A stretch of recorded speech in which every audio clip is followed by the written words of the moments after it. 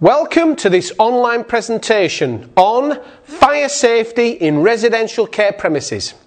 Now, this presentation is for all employers, managers, occupiers and owners of permanently staffed premises providing residential care where some or all of the residents might require assistance in the event of a fire. For example, where the residents may not be able to make their own way to a place of total safety unaided. Now, typical residential premises include those where care is provided for. You've got the elderly or infirm, children and young persons, people with special needs such as those with learning difficulties or with mental or physical disabilities, and people with addictions. Now, what's the objectives of this presentation? Well, I am going to cover the basic principles of fire safety legislation, big emphasis on general fire precautions in your workplace. We're going to go through the procedures in the event of a fire. I'm also going to cover the nature and hazards of fire. How does a fire spread in a building? And finally, we're going to go through a practical use of extinguishers. I'm going to do a demonstration of how you use fire extinguishers. They are the objectives of this online presentation. Now, before we start the presentation, I want to show you a few photos to see if you can see anything wrong with these issues, because these are the sort of things we're going to address. Anything wrong with that? Anything wrong with that? Anything wrong with that? Anything wrong with that?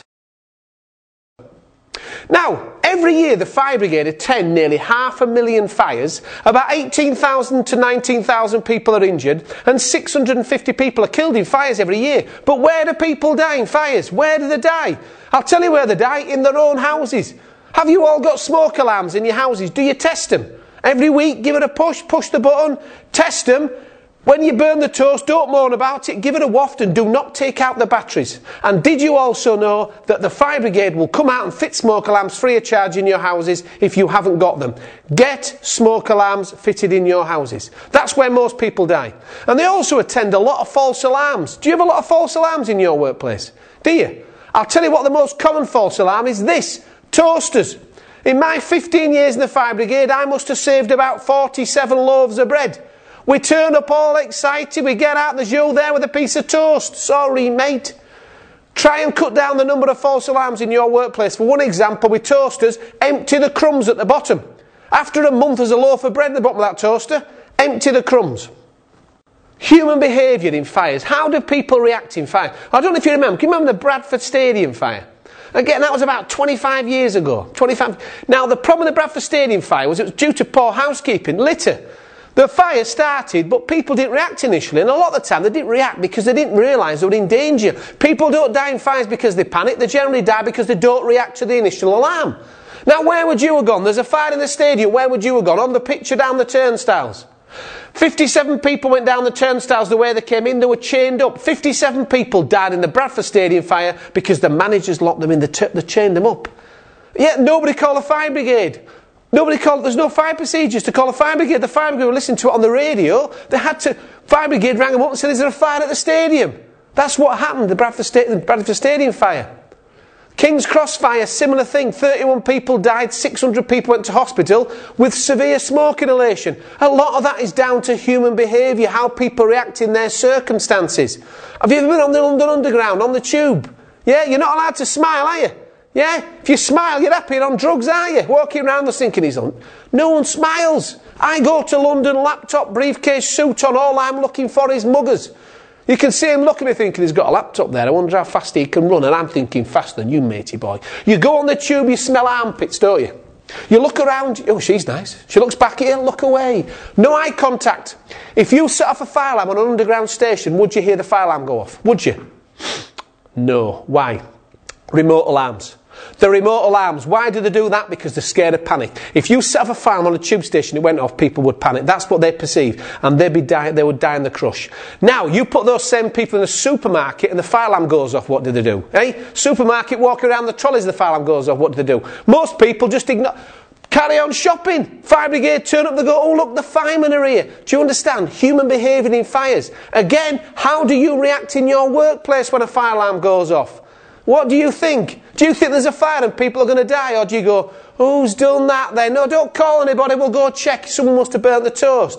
That's the problem with fire alarms going off, is when people don't react. In your industry, you must always consider it to be a real fire until you confirm it's a false alarm. Do not consider it to be a false alarm until you confirm it's a fire. Do you understand the difference?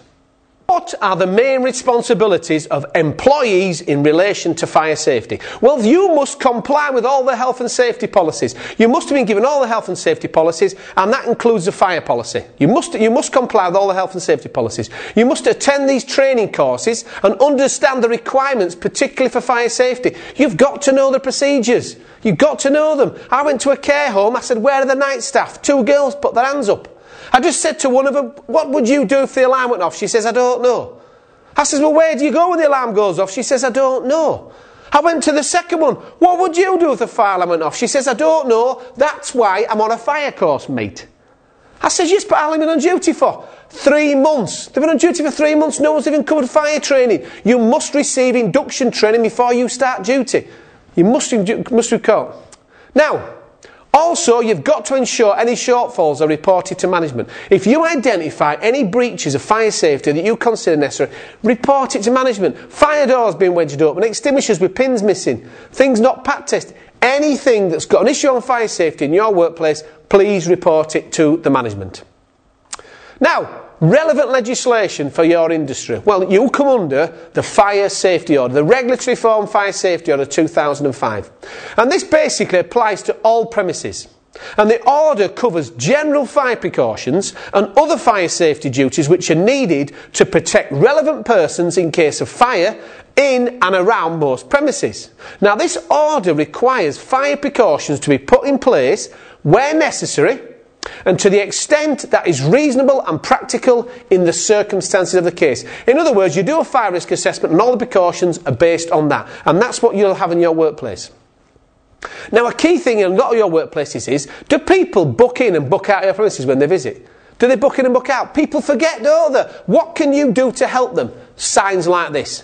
Put a sign like this. Did you remember to log in today? Give them a visitor's book with a pen on a chain. If you don't give them a pen, what will they do? They won't book in. Put it on a chain. If not, they'll pinch it. Yeah, so book them in. And key, this again, all staff, do you remember to log out? And the same with visitors. Get them to log in, get them to log out. Because a lot of people forget to log out. If you forget to log out and you're driving down the road and you suddenly remember, are you going to go back? No. Therefore, the logbook thinks you're still in the building. Remember logging in and logging out.